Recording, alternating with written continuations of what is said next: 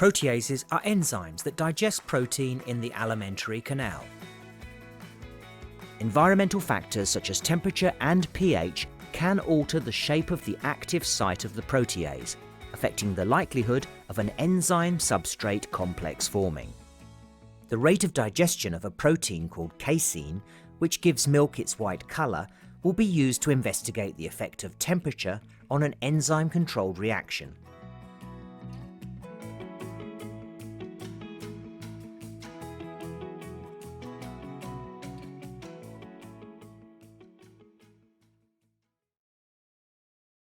A range of water baths are prepared for temperatures from 5 to 75 degrees Celsius. 2 sets of test tubes are prepared. The first set is labelled with the temperature and a large cross. These tubes will contain the milk and will be referred to as the substrate tubes. The other set are labelled only with the temperature and are referred to as the enzyme tubes. 2 further test tubes are prepared in this way for the control. Before the protease is used, it is checked to make sure the pH is approximately 9.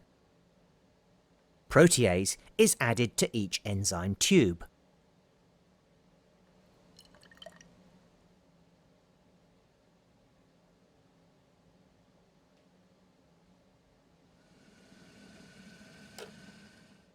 To prepare the control, the enzyme tube labelled C is placed into a beaker of boiling water for at least 5 minutes to denature the enzyme.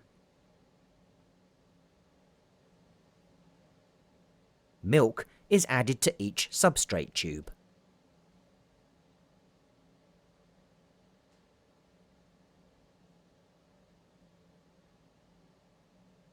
The pairs of test tubes are put in their respective water baths in order to reach the required temperature.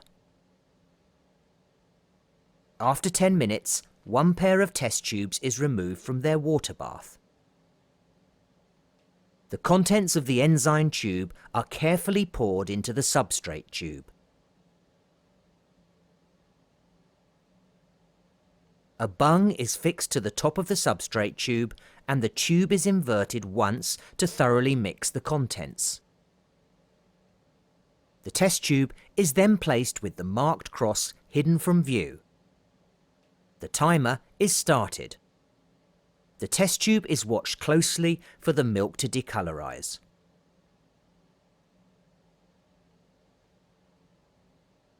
The timer is stopped when the cross becomes clearly visible through the solution.